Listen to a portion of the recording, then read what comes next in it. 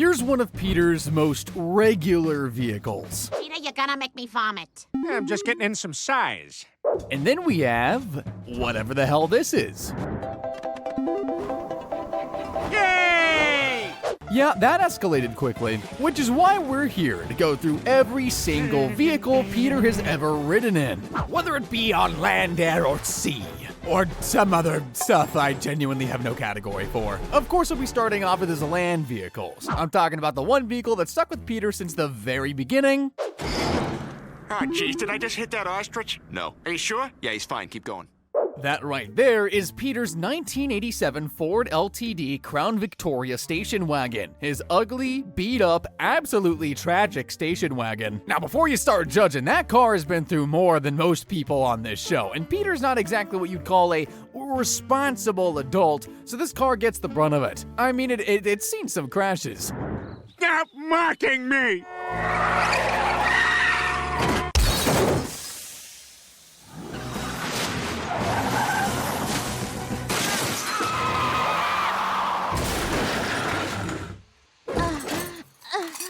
Hey, Crashy, what are you doing down there? Yeah, that car's been through things. Unspeakable things. Aside from all that, he's done a bunch of silly crap with his car, like turning it into a pirate ship.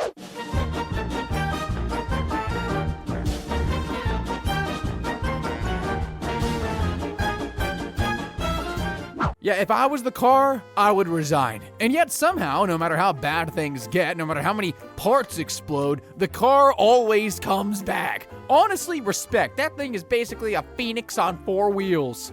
With the OG out of the way though, let's move on to something a little less ordinary, because apparently Peter Griffin looked at his driveway one day and thought, you know what's missing? A massive war machine. And that's exactly what our plus-size MC does. He goes and buys this. Okay, Lois, you can open your eyes. Bocce balls! I bought a tank. Are you out of your mind? Let me show you how the gun works. Yep, that's a tank. Now, I know you're asking, what could possibly make Peter buy that? And to be fair, the tank wasn't even supposed to be for him. It was supposed to be for Meg.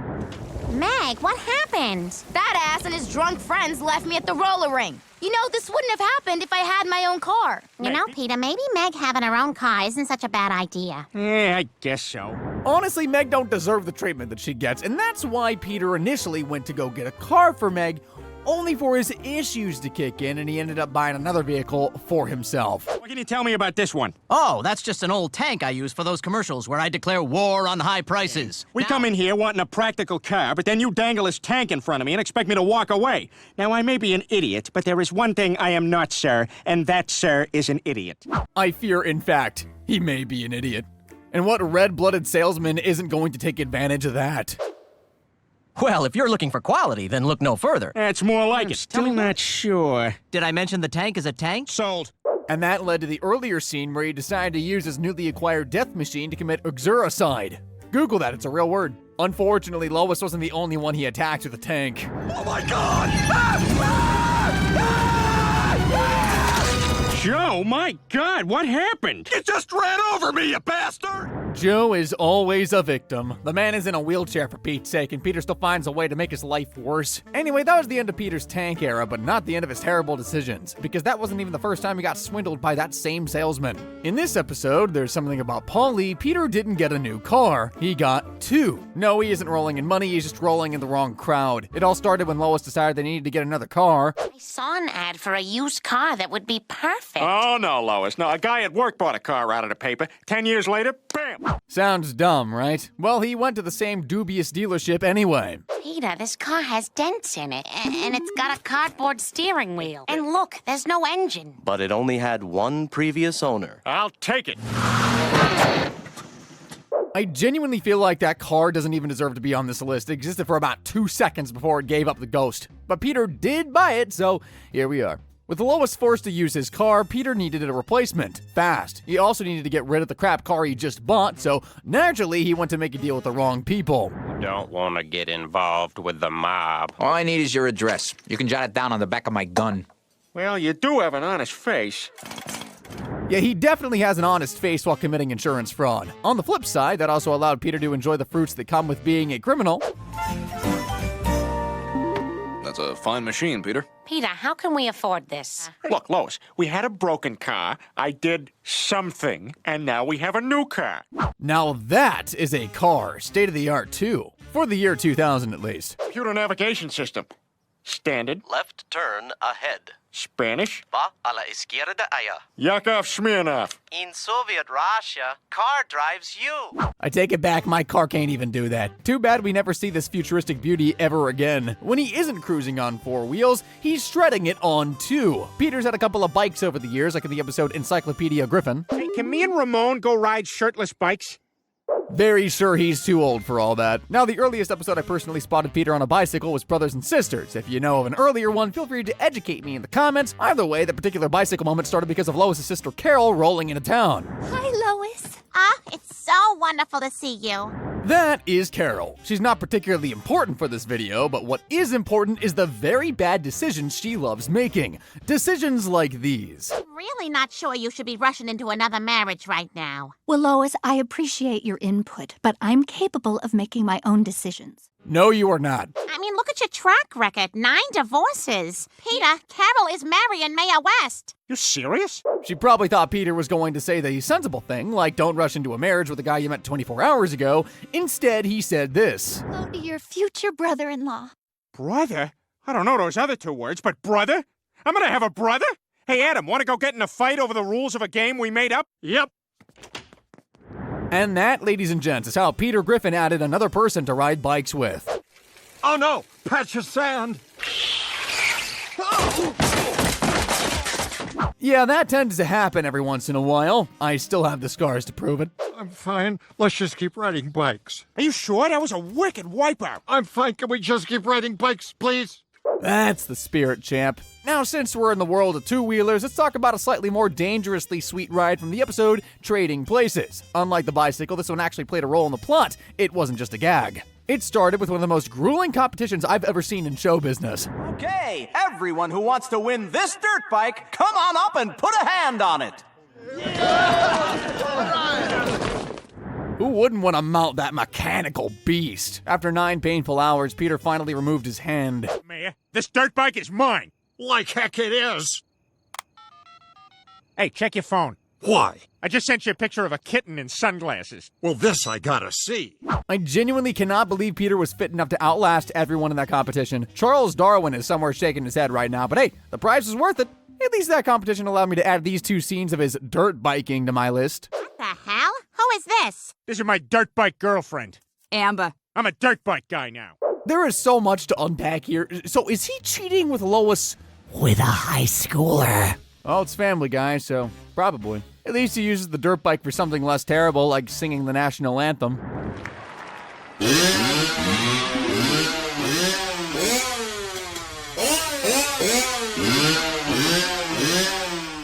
Okay, that's quite cool. Alas, this beauty was fleeting as stupid kids decided to take the thing out for a joyride. Chris, you idiot! Look at what you did! You mean look what 2 black teenagers did when they stole Dad's bike? Ouch. Also, what was that line at the end there?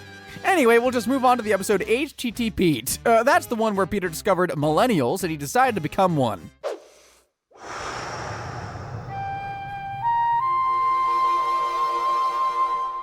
What happened? All of a sudden, I feel like I know better than everyone else. Peter's office is trying to get hip with social media to appeal to the younger crowd. Standard corporate shenanigans, you get the gist. And apparently being a millennial means you're not allowed to use your legs. And no, I'm not talking about losing blood circulation because of those skinny jeans. I'm talking about riding these.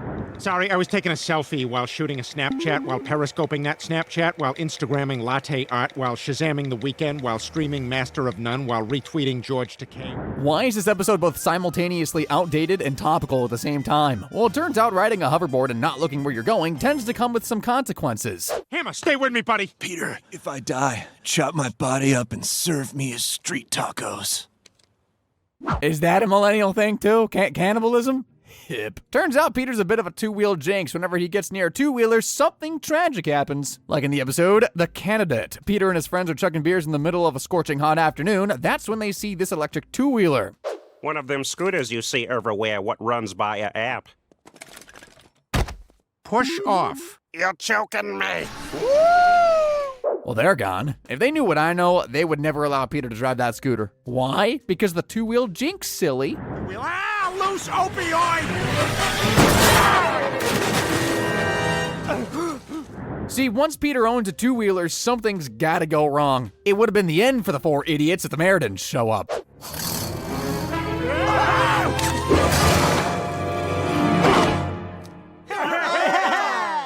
Moral of the story, don't go to Florida. The opioids will get you. Peter and two-wheelers do not mix, which is why we're moving on to something more normal, with four wheels and a lot less dignity. Because nothing screams normal like the vehicle Peter bought to compensate for his, failings. Mr. Griffin? Thanks, Jim.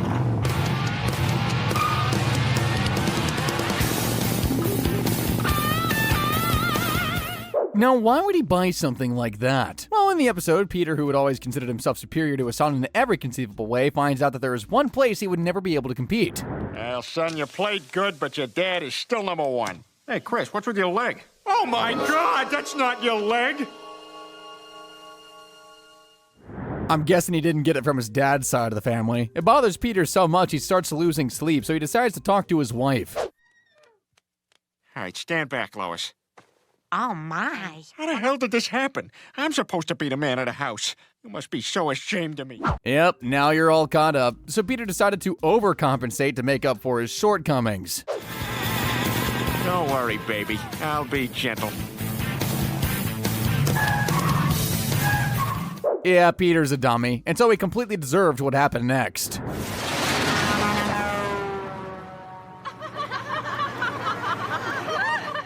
At least that car moved pretty fast. This next one didn't really move much at all. In the episode's saturated fat guy, Peter was suffering, and the source of his pain was his beautiful, loving wife. You guys are ready for a healthy dinner. What's this stuff that looks like sand? It's quinoa. Nope, I don't eat foods that sound like karate words. Lois was feeding him healthy food. The audacity! I mean, look, healthy eating is a lovely thing in theory, but Peter Griffin did not sign up for a life without burps and heartburn. That's not the deal he made, so he took matters into his own hands. Peanut butter cup Dorito sausage car panini. And let's crack a Cadbury egg over the whole thing. Excuse me. Whatever you've got in there smells incredible. Man, my wife won't let me eat any of that stuff. Tell you what, I'll give you $10 for that thing. And a beautiful, deliciously terrible idea was born. If Lois is going to ban him from real food, Peter was going to become the underground supplier for every husband and quahog who was suffering from the same fate. And he was going to do it in style. Peter, what the hell is this? This, Lois, is my new food truck, specializing in all the delicious, unhealthy foods that you won't let me eat. And I am super dizzy, and there might be a gas leak in this thing. Despite that near-death scenario, business is booming. The dollars are rolling in, all is good and right with the world, but it's Peter, so obviously something has to go wrong. Lois, I already told you I don't want to eat your garbage food. You love this truck so much, stay in it. I got everything I need in here. That is a very bad idea, buddy. Why? Well, what do you think happens when a fatso gets locked in an all-you-can-eat buffet? Well, this. I'm stuck in a truck. What? What are you talking about? I knew this would happen. You're too fat to get out. Well said, Cleveland. While this vehicle turned Peter into a whale, the next vehicle allowed him to lift a whale. You'll see what I mean in a bit. I'm talking about Peter's forklift. Being promoted to forklift operator. Since you're already required to wear a helmet here, which, by the way, put on your helmet. Oh, sorry. Come on, Angela. The man's required to wear a helmet for a reason. You're gonna regret this. But it's not all bad. He learns how to use the thing really quick.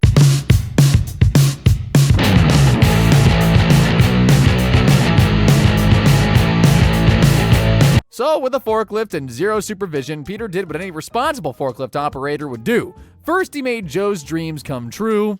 Afternoon, ma'am. Afternoon to you, normal sir. No one can tell. After that, he decided to help out a poor beached whale.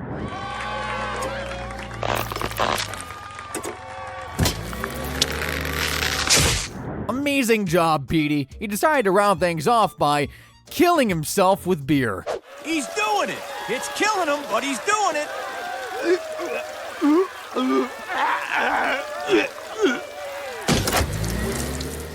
All in a day's work. Now with all the normal 21st century cars out of the way, what about something a little more, vintage? like Wright Brothers era type vintage. It's called the funny car, and the funny thing is, this vehicle only showed up because Peter didn't want to accidentally bring another baby into the world. So he and Lois did what any normal couple would do to settle the argument. Lois, I know how to settle our vasectomy dispute. A no-rules funny car race from here to Boston. Go! That's not even fair, giving himself a head start like that. Almost there. Eat my dust, Lois.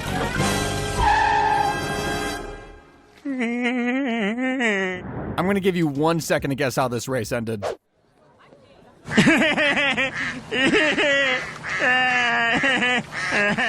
Now from here on, things get a little bit weird because sometimes his vehicles have a pulse. But before I even show you what Peter was riding now, I need to say, Mayor West is fracking bonkers. Uh-oh, here they come. You better get in there too. Joan Wilder's sister's being held hostage in Cartagena, and there's not a policeman in sight. I guess it's up to me. So with zero law enforcement in Quahog, guess what Peter decided to do with his newfound freedom? Hey, Lois, can you run inside and give me some oranges or whatever it is these things eat? He didn't own it for very long, though. Allison Janney, that's what he named the giraffe, by the way, she couldn't be tied down to one man. Oh, good morning, honey. That feels really good. You're not the same giraffe from last night. Get out of here! Yeah, I completely understand why Cleveland moved out. When he was done with all that criminal excitement, Peter decided to ride yet another animal, a legal one this time.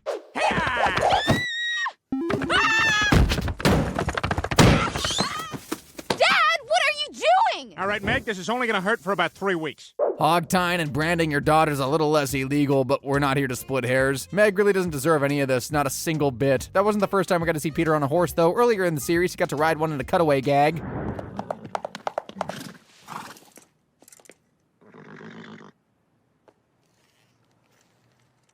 Horses famously love being poked with strange objects from behind, within kicking distance. I say go for it. We've seen Peter master all sorts alive and inanimate, but now we're gonna see him master the most difficult one of all. And no, it's not because I just don't know how to ride a skateboard.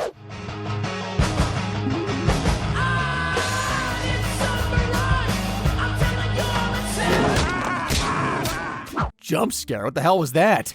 Moving on, I guess, we're officially done with this land vehicle, so now we move on to the sea, and things only get freakier from here. I'm not joking, the first sea vehicle is a literal frackin' dolphin.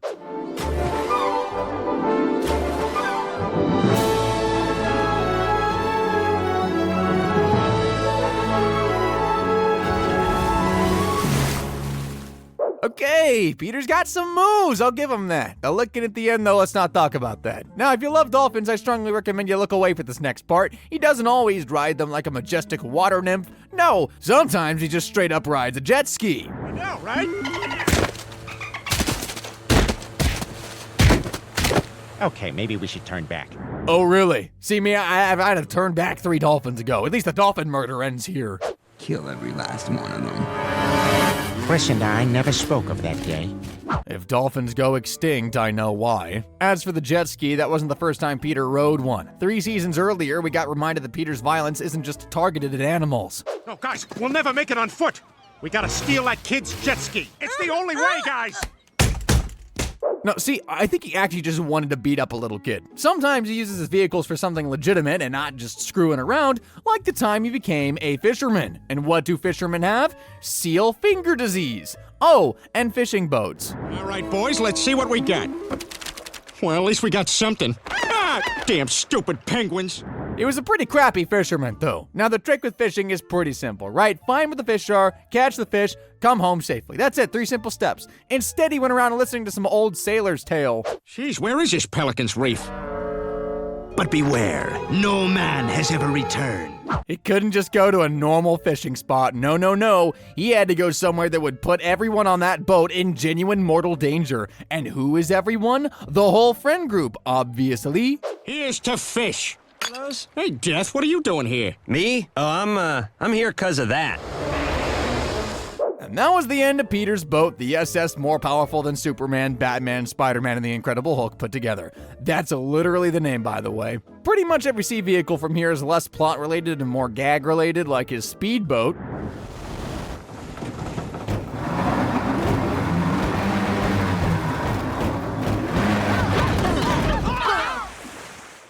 Now, if that looks familiar to you, that's because it's a reference to a very real accident from 2013, popularly known as the crash of Lake Ozarks.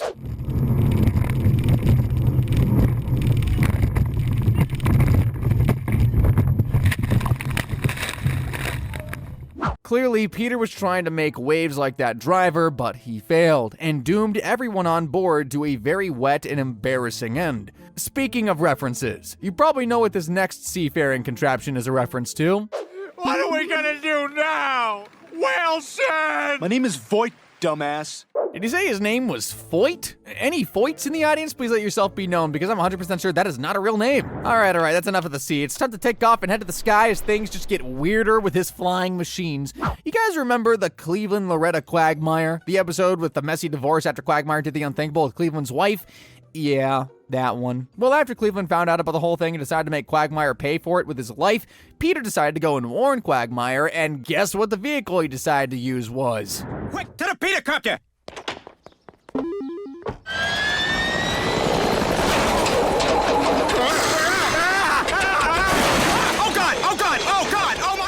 Either Peter's really bad at flying, or Peter's face on any vehicle is basically a self-destruct button. To the Hendon, Peter!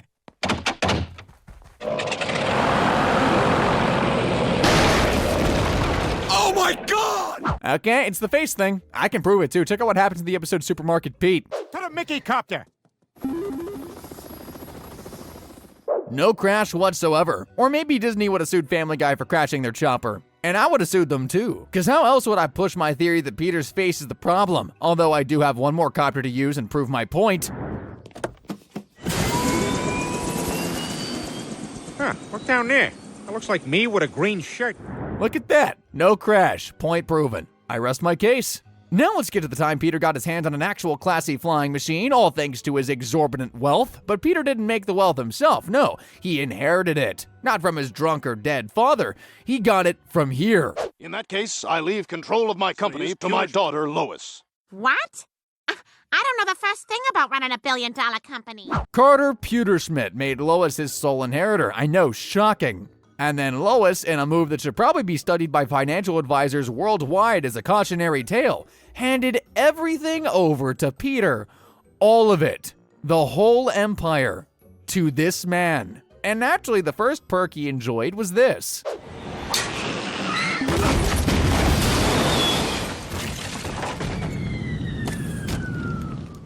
Yeah, that's a very sweet private jet. Fun fact, the cheapest jet costs around $2 million. That baby there probably costs more than that. Obviously, Peter's messed things up and lost control of Pewterschmidt Industries. That doesn't mean he's on the same level as us plebeians, though. I'm gonna miss being a corporate big shot. And I got a little surprise for you. In that contract you signed, you got to keep the corporate plane. Peter owns a private plane now. Good luck paying for parking. Now, jets are cool and all, but there was a time Peter decided to do the flying himself, and that was a hell of a lot cooler. I'm talking about his flight suit. Ever heard of threading the needle? No? Well, watch this. Just when I thought he couldn't get any cooler, he goes, holy That is Peter's friend Stryker, an adventurous giga-chad who just painted the side of that mountain. Yeah, he didn't thread the needle. As life-threatening as that clearly is, Peter decided to give the threading the needle a shot as well anyway. Oh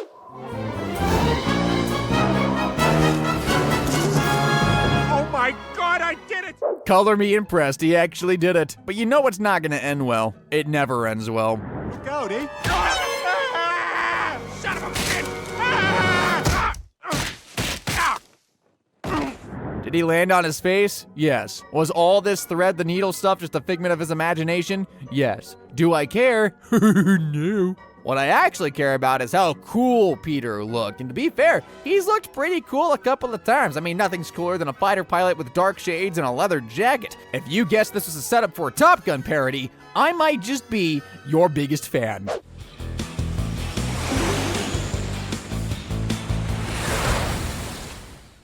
The episode is called Fat Gun, and it's a complete parody of the movie. You should watch it. You'll get to see Peter ride that fighter jet hard.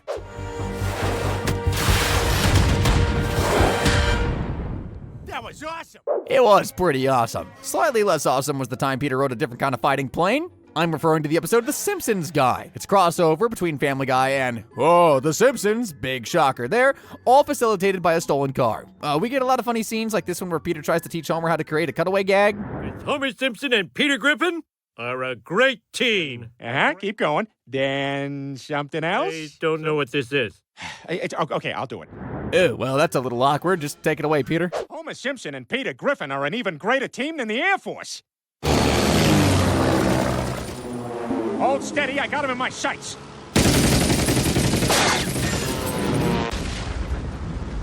Woohoo! Yeah! Remember when I said it was less awesome? This is what I was talking about, but worry not, because this is where things get really nuts. Because we've covered Peter's land, sea, and air vehicles. From here on out, we get to the stuff I can only classify as WTF. Starting with the multiple spacefaring vehicles this man somehow possesses, like the Great Space Coaster, for example.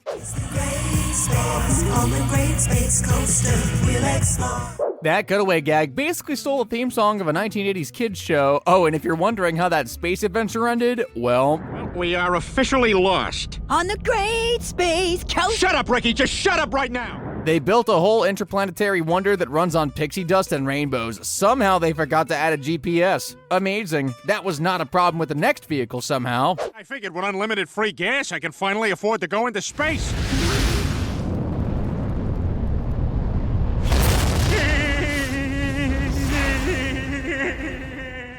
So what happened? Did the space shuttle blow up? Did he get lost in space yet again? No, nothing like that at all. How was it, Dad? Oh, mind-boggling, Chris. Plus, I had lots of time to debate, which in space is great, except after a while, it's like living in a snow globe. Yuck! Did not need that image. Not sure how he re-entered the atmosphere, though, or where he landed that thing. What I do know is that this isn't the last time Peter goes to space. Personally, the next vehicle is the coolest among the spacefaring contraptions, though.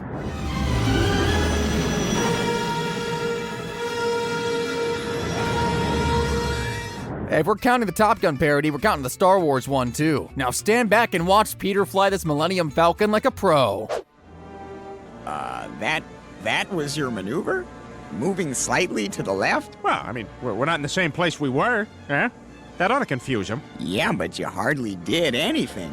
You just started listing lazily to the left. I spoke too soon. All right, I hear what you're thinking. You don't have to say it. These vehicles are not weird enough. Well, I raise you one pterodactyl. Oh, no, now I gotta take care of the babies. Well, that was completely unnecessary. Who decided to write that into the episode? Whatever. Still not as weird as the time he wrote his maid. No, not like that, and not like that either. I'm talking about this. This is unbelievably humiliating. Hey, Lois wants me to go to the store, and the car's low on gas. Yeah! You know what this means? Peter's heavier than two people. This actually reminds me of the time Peter did the same thing to his son, Chris.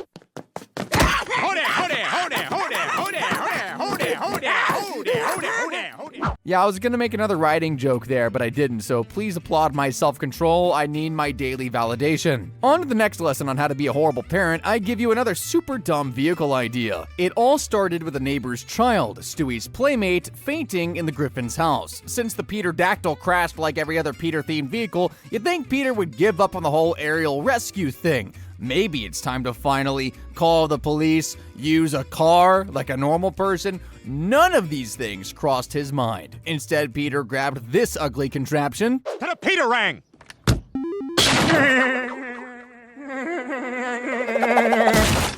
At least it didn't crash in Joe or Cleveland's house this time. Sadly, we can't say the same about this next vehicle. Personally, the word vehicle is a bit of a stretch when it comes to describing this next floating contraption. And away we go. Question. Do you think a flying house counts as an aircraft? Well, what about this next vehicle? Should it also count as an aircraft?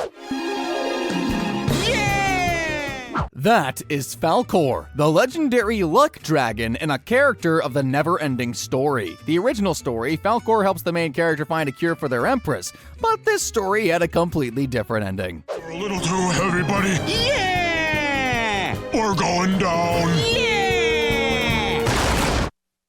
Yeah. Yeah. Crashed, even though it didn't have Peter's face on it. Shocking. Now let's get back to the theme of faulty vehicles. Speaking of which, ever wonder just how many Peter-themed vehicles there are? Well, I actually got the answer to that in the behind-the-scenes documentary type episode Inside Family Guy. And yes, most of them were already broken down before they even saw any action. But you know, it's not just the Griffins who work hard to make Family Guy what it is. Here in the props department, some sweaty guy is working on the Peter cop. The repairman shouldn't even bother. At this point, it's now a law of the universe. Peter's face on a vehicle is basically a death sentence. But you know what? For all of Peter's catastrophic failures with vehicles, there was one moment where he actually pulled off something spectacular. Naturally, it involved someone else's money. In No Country Club for Old Men, Carter, Pewterschmidt, and Peter decided to make the most absurdly over-the-top entrance in animated history.